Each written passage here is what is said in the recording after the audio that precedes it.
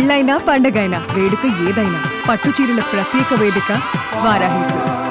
India Pakistan ఇష్యూలో ఎవరైనా లాభపడ్డారు, దాన్ని అడ్వాంటేజ్గా మార్చుకోగలిగారు అంటే అది బలూచిస్తాన్ దేశం అని చెప్పాలి. అసలు బలూచిస్తాన్ ఎక్కడుంది, ఎందుకు ఇప్పుడు పాక్ నుంచి డివైడ్ అయిపోవాలనుకుంటుంది, ఎప్పటి నుంచో పోరాటం ఇప్పటికి ఫలించిందా, అసలు ఏం జరిగింది బలూచిస్తాన్ వెనక, ఏముంది కథా కమామీషు మొత్తం కూడా మనం ఇప్పుడు తెలుసుకుందాం. అందుకే మనతో పాటు ఉన్నారు Suman TV chief editor Keshav గారు. ఒకసారి ఆయనతో మాట్లాడి మరిన్ని వివరాలు తెలుసుకుందాం. నమస్తే అండి. నమస్తే. ఎలా అసలు ఇప్పుడు నిజంగా నేను చెప్పినట్టు ఈ ఇష్యూలో లాభపడిందంటే బలూచిస్తాన్ ఏమో ఎక్కువ అనిపిస్తుంది. హైలైట్ అయింది బలూచిస్తానే. ఎందుకంటే ఇప్పటి వరకు దాదాపుగా స్వాతంత్రం వచ్చినప్పుడు మనకి 1947లో స్వాతంత్రం వచ్చింది. పాకిస్తాన్ ఒక రోజు ముందర స్వతంత్ర దేశంగా ఆవిర్భవించింది. అవును. కానీ బలూచిస్తాన్ కలిసింది మాత్రం 1948లో. అది కూడా ఓకే. కలవలేదు, దురాక్రమణ.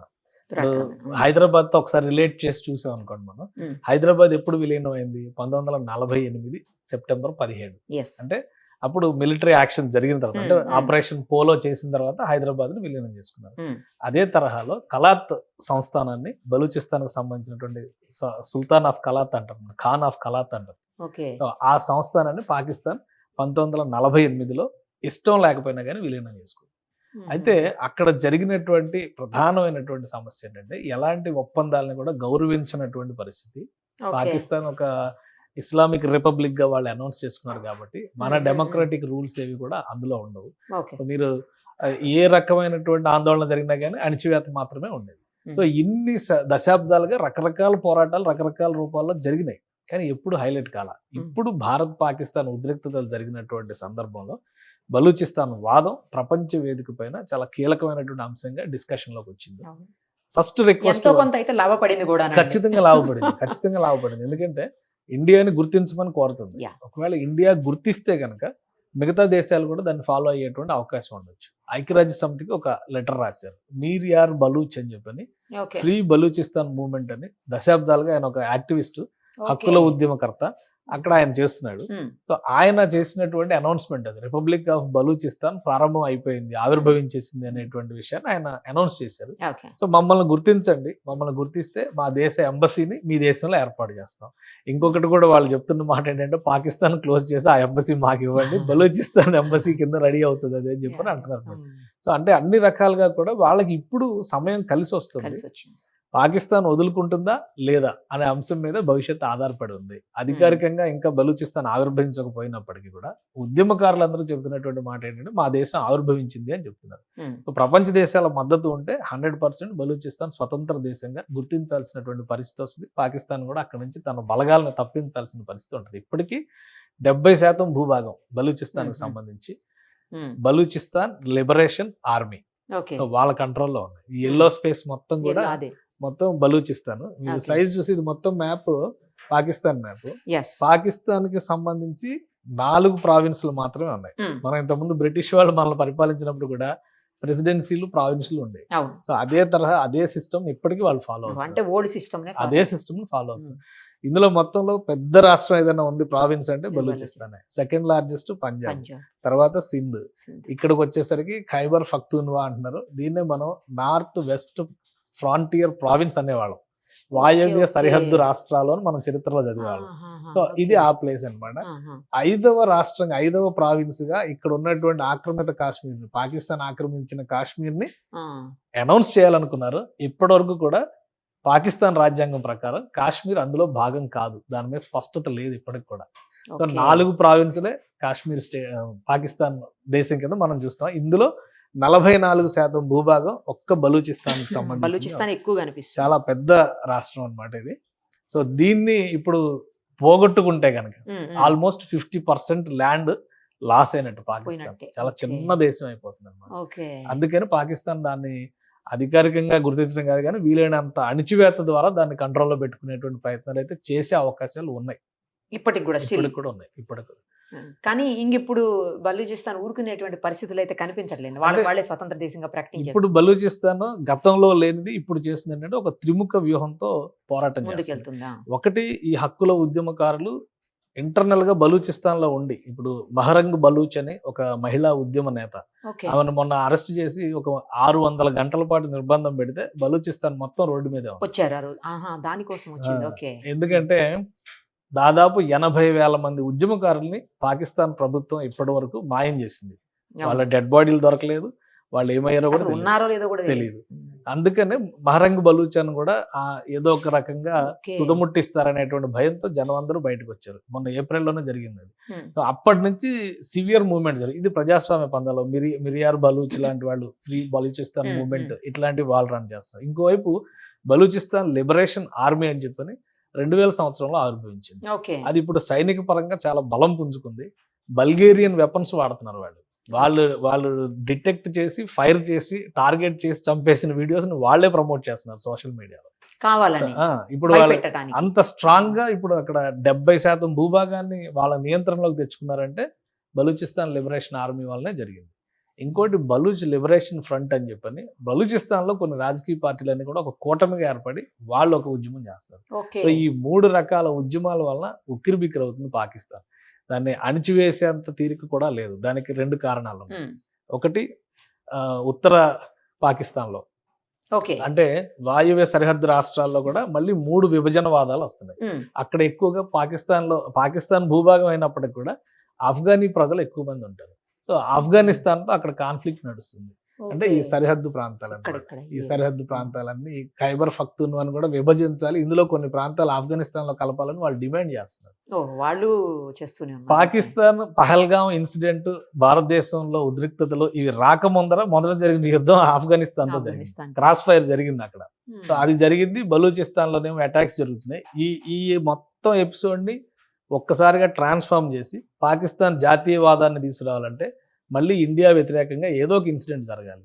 అందులో భాగంగానే పహల్గాం కుట్రకి ఆసిఫ్ మునీర్ గ్రీన్ సిగ్నల్ ఇచ్చారని, ప్రధానమంత్రికి కూడా ఈ విషయం తెలియదని, పహల్గాం ఇన్సిడెంట్ జరిగిన తర్వాత మళ్ళీ భుజాలు తడుముకునే పరిస్థితి ఏర్పడిందని లోకల్ మీడియా రాస్తుంది. మనకి కొన్ని ఆన్లైన్లో దొరుకుతున్నటువంటి ఇన్ఫర్మేషన్ ప్రకారం ఓకే. లోకల్ మీడియా చాలా క్లియర్గా చేస్తుంది ఏంటంటే పాకిస్తాన్లో జరుగుతున్నటువంటి ఈ విభజనవాదాలను డైవర్ట్ చేసేటువంటి వ్యూహంతో భారతదేశంతో కనుక గొడవన కానీ అందరూ ఏకం అవుతారు అనేటువంటి ఒక స్పిరిట్ తీసుకొచ్చే ఓకే. ప్రయత్నం చేసింది. ఓకే. దానికి కాశ్మీర్ని వేదికగా ఎంచుకుంది.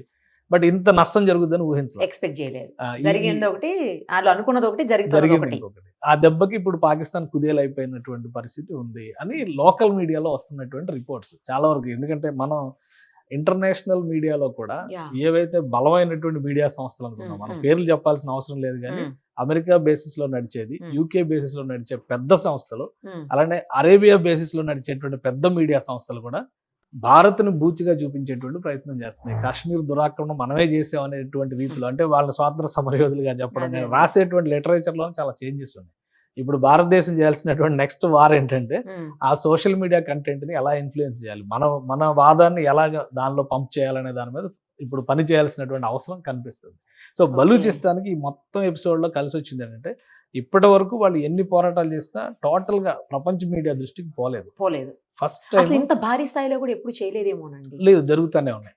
ఇంతగా జరుగుతానే చేసినంతగా. ఇప్పుడు ఓకే. జరిగింది ఏంటంటే ఇప్పుడు 3 ఫ్రంట్ వార్ నడిచింది ఉమ్. వాళ్ళకి. ఉమ్. ఎలా అయితే రాజకీయ ఉద్యమం నడుస్తుంది, హక్కుల ఉద్యమం నడుస్తుంది, ఆర్మడ్ మూవ్మెంట్ నడుస్తుంది. ఓకే. గతంలో ఇలాగ 3 ఫ్రంట్ వార్ జరగలేదు. కానీ ఏ సంఘటన జరిగినా కానీ జాతీయ మీడియా కానీ అంతర్జాతీయ మీడియా కానీ ఎక్కడ ఫోకస్ చేసే పరిస్థితి లేదు. ఎప్పుడైతే ఇండియా వర్సెస్ పాకిస్తాన్ జరుగుతూ ఉందో అప్పుడు బలూచిస్తాన్ లిబరేషన్, ఒక రిపబ్లిక్ ఆఫ్ బలూచిస్తాన్ ఆవిర్భవించిందనే ప్రకటన రాగానే ఈ బలూచిస్తాన్ ఏంటి అని వెతకడం ప్రారంభించారు. అవును. ఎందుకంటే ఈ 20 ఏళ్లుగా ఒక బలమైన ఉద్యమంగా జరగడానికి ప్రధానమైన కారణం సిపెక్, చైనా పాకిస్తాన్ ఎకనామిక్ కారిడార్ అనేటువంటి ఒక రూట్ డిజైన్ చేశారు. అదేంటంటే ఓకే.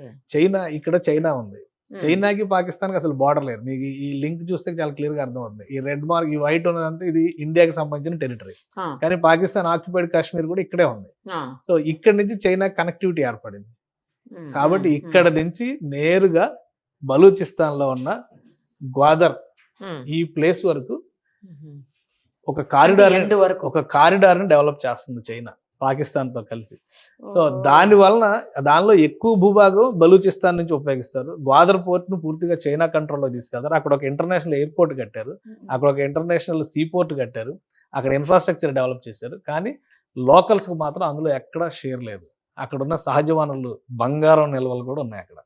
పెట్రోల్ నిల్వలు ఉన్నాయి బలూచిస్తాన్లో, సహజ వాయు నిక్షేపాలు ఉన్నాయి. So Okay. ఇవన్నీ కూడా వాళ్ళు ఎక్స్పోజ్ చేశారు.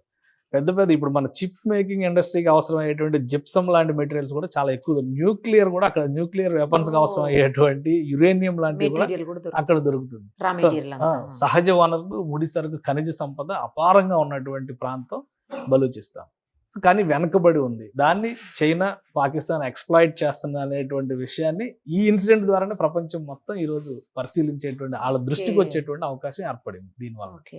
సో ఇప్పుడు వీళ్ళు ఈ చైనా ఈ మాస్టర్ ప్లాన్ అదేనేమోనండి, ఎందుకంటే ఇది గనక వెళ్ళిపోయింది ఇండియాలో కంటే అసలు వాళ్ళు రావడానికి యాక్సెస్ ఉండదు. సో ఇక్కడ కట్ అయిపోదు. ఫస్ట్ పాయింట్, ఆజాద్ కాశ్మీర్ అని వీళ్ళు ఏదైతే చెప్తున్నారో ఈ గిల్గిట్ బల్టిస్తాన్ అని చెప్పిన 2 ఏరియాలు ఉంటాయి. సో ఇక్కడ కట్ అయిపోతుంది. రెండోది, బలూచిస్తాన్ వెళ్ళిపోతే అసలు ఇంత ల్యాండ్ మాస్ కూడా ఉండదు. ఆల్మోస్ట్ 800 కిలోమీటర్ల తీరరేఖ ఇది. పాకిస్తాన్ కి సముద్రం అప్పుడు ఇది మాత్రమే పరిమితమైంది. కరాచీ అంటే సింధ్ రాష్ట్రం. సింధ్ రాష్ట్రంలో కూడా కొంత విభజనవాదం ఉంది. సింధ్ సపరేట్ అయిందంటే పాకిస్తాన్ కి అసలు ల్యాండ్ లాక్డ్ కంట్రీ అయిపోద్ది, సముద్రమే ఉండదు. అందుకనే బలూచిస్తాన్ విషయంలో అన్ని శక్తులు వడ్డాలని అటు చైనా, ఇటు పాకిస్తాన్ 2 కూడా ప్రయత్నాల్లో ఉన్నాయి. సాయుధ పోరాటం అయితే ఒక పీక్ స్టేజ్ లో ఉంది. ఈ ఉద్రిక్తతలు తగ్గి కొంత ఆర్థిక సమస్యల నుంచి కనుక పాకిస్తాన్ తేరుకుంటే ఖచ్చితంగా ఆ ప్రాంతం మీద మళ్ళీ పట్టు బిగించడానికి ప్రయత్నాలు జరగవచ్చు. అందుకనే అంతర్జాతీయ సమాజం ఈ సమయంలో ఇన్వాల్వ్ అవ్వాలి అనేటువంటి విజ్ఞప్తి బలూచిస్తాన్ ప్రజలు చాలా బలంగా చెప్తున్నారు. దాదాపు 1.5 నుంచి 1.80 మంది జనాభా ఉంటారు ఆ ప్రాంతంలో. ల్యాండ్ పెద్దది కానీ జనాభా తక్కువ. మిగతా పాకిస్తాన్ లో జనాభా ఎక్కువ ఉంటుంది, ల్యాండ్ సోర్సెస్ తక్కువ ఉంటాయి. అందుకనే ఇప్పుడు బలూచిస్తాన్ ని అధికారికంగా గుర్తిస్తుందా, వదిలేస్తుందా పాకిస్తాన్ అనేటువంటిది ఒక $1 మిలియన్ క్వశ్చన్. ఇంకోటి ఏంటంటే, అమెరికా లాంటి దేశాలు కనుక పాకిస్తాన్ కి సపోర్ట్ గా వెళితే బలూచిస్తాన్ అణిచివేయడం మళ్ళీ గతంలో కూడా జరిగింది అది. ఇప్పుడు అమెరికా కూడా బలూచిస్తాన్ లో ఉన్నటువంటి వనరుల పైన ఫోకస్ పెడుతుంది అనేటువంటి ఒక చర్చ. అందుకనే ఈ మధ్య కాలంలో అపారమైన ప్రేమ డొనాల్డ్ ట్రంప్ పాకిస్తాన్ పైన కనబరుస్తున్నారు. చైనాని సైడ్ చేస్తే ఆ రెస్పాన్సిబిలిటీ మేము తీసుకుంటాం అనే దానిలో అమెరికా కూడా పావులు కదుపుతుంది అనేది సమాచారం. సో వీళ్ళ క్రీడలో బలూచిస్తాన్ ప్రజలు మళ్ళీ బలవుతారా, లేదా విజయ పతాక ఎగరేసి స్వతంత్ర రాజ్యంగా ఆవిర్భవిస్తారా అనేది కాలం నిర్ణయించాల్సినటువంటి అంశం. కానీ మీరు అన్నట్లు ఇప్పుడు అంతర్జాతీయంగా చాలా దేశాల నుంచి ఒకవేళ బలూచిస్తానికి కనుక సపోర్ట్ వచ్చింది అనుకోండి, అప్పుడు ఇంకా ట్రంప్ చేసేది ఏమి ఉండదు, చైనా కూడా చేసేది ఏమి ఉండదు. అంటే బలమైన దేశాలు మద్దతుగా ఉంటే, ఇప్పుడు రష్యా మద్దతుగా ఇస్తే, ఇండియా ఎందుకంటే ఆఫ్ఘనిస్తాన్ తో రష్యా ప్రయోజనాలు ముడిపడి ఉన్నాయి. సో బలూచిస్తాన్ పక్కనే ఉంటుంది కాబట్టి బలూచిస్తాన్ కనుక మళ్ళీ అమెరికా చేతిలోకి వెళ్తే రష్యాకు కూడా కొంత ఇబ్బంది ఏర్పడే అవకాశం ఉంటుంది. అటుపక్కన ఇరాన్ ఉంటుంది. ఇరాన్ మళ్ళీ అమెరికాకి శత్రువు. సో అమెరికాని అక్కడికి రాణిస్తే కనుక ఇరాన్ కి కూడా చాలా ఇబ్బంది ఉంటుంది. కాబట్టి ఆ చుట్టుపక్కల దేశాలన్నీ కూడా బలూచిస్తాన్కి అండగా నిలిచేటువంటి అవకాశం ఉంటుంది. ఒకే ఒక సమస్య ఏమొస్తుందంటే, ఇప్పుడు వీళ్ళు బలూచిస్తాన్ మూవ్మెంట్ లో కేవలం పాకిస్తాన్ లో ఉన్న బలూచిస్తాన్ ప్రావిన్స్ అనేదే కాకుండా ఆఫ్ఘనిస్తాన్ బార్డర్ లో ఈ ప్రాంతం అంతా కూడా కొంత ఈ బలూచ్ ప్రజలు, ఆ తెగకు చెందినటువంటి ప్రజలు ఉన్నారు. అలానే ఇరాన్ కూడా ఈ సరిహద్దు గ్రామాలు, సరిహద్దు ప్రాంతాల్లో బలూచ్ ప్రజలు ఉన్నారు. కాబట్టి మొత్తం కలుపుకొని బలూచిస్తాన్ ఏర్పడాలనేటువంటి ఒక బలమైన డిమాండ్ కూడా ఉంది. సో ఒకవేళ ఈ బలూచిస్తాన్ ఏర్పడితే మళ్ళీ ఆఫ్ఘనిస్తాన్ లో చీలికలు, ఇరాన్ లో చీలికలు అనే సమస్య వస్తుందన్న కారణంగానే ఆఫ్ఘనిస్తాన్, ఇరాన్ మౌనంగా ఉన్నాయి, వాళ్ళకి సపోర్ట్ చేయటం లేదు. సో ఒకవేళ భారతదేశం బలూచిస్తాన్ గుర్తిస్తే మళ్ళీ ఆఫ్ఘనిస్తాన్, ఇరాన్ తో మనకి సమస్యలు వస్తాయి. సో ఆ చిక్కుముడి వలన మాత్రమే ఆగుతున్నారు. లేదంటే కనుక ఈ పాటికి బలూచిస్తాన్ ఉద్యమానికి చాలా బలమైనటువంటి అండ రష్యా నుంచి, భారత్ నుంచి. భారతదేశం ఇస్తే కనుక కొన్ని చిన్న చిన్న దేశాలు ఉన్నాయి, ఆర్మేనియా లాంటి దేశాలు భారత్ వెంట నడవడానికి ఆసక్తి చూపించి, అలానే భారతదేశం గుర్తించిన తర్వాత సౌదీ కానీ, యుఏఈ లాంటి దేశాలు కానీ భారతదేశానికి మద్దతుగా నిలిచేటువంటి అవకాశం ఉంటుంది. ఒక అంతర్జాతీయ సమాజం మద్దతు కూడగట్టుకోవడంలో బలూచిస్తాన్ ప్రజలు కూడా సక్సెస్ అవుతారు. ఎప్పుడైతే వీళ్ళు ఈ మహాబలూచ్ అనేటువంటి ఒక స్వరూపాన్ని చూపిస్తున్నారో ఇరుగు పొరుగు వాళ్ళతో సమస్యలు వస్తున్నాయి. సో భారతదేశం కూడా ఆ రిస్క్ చేసేటువంటి పరిస్థితి లేదు. పైగా పాకిస్తాన్ వాళ్ళందరినీ తీవ్రవాదులుగా ముద్ర వేసి అంతర్జాతీయ ఉగ్రవాదులుగా గుర్తించాలనేటువంటి ఒక డిమాండ్ని ఐక్యరాజ్య సమితి ముందర కూడా పెట్టింది.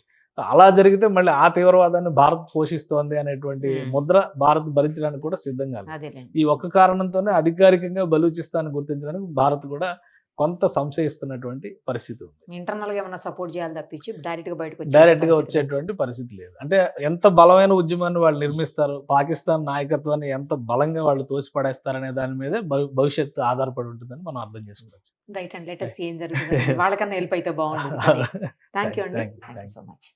సుమన్ టీవీలో మీ పర్సనల్ అండ్ బిజినెస్ ప్రమోషన్స్ కోసం కింది నెంబర్కి కాంటాక్ట్ చేయండి.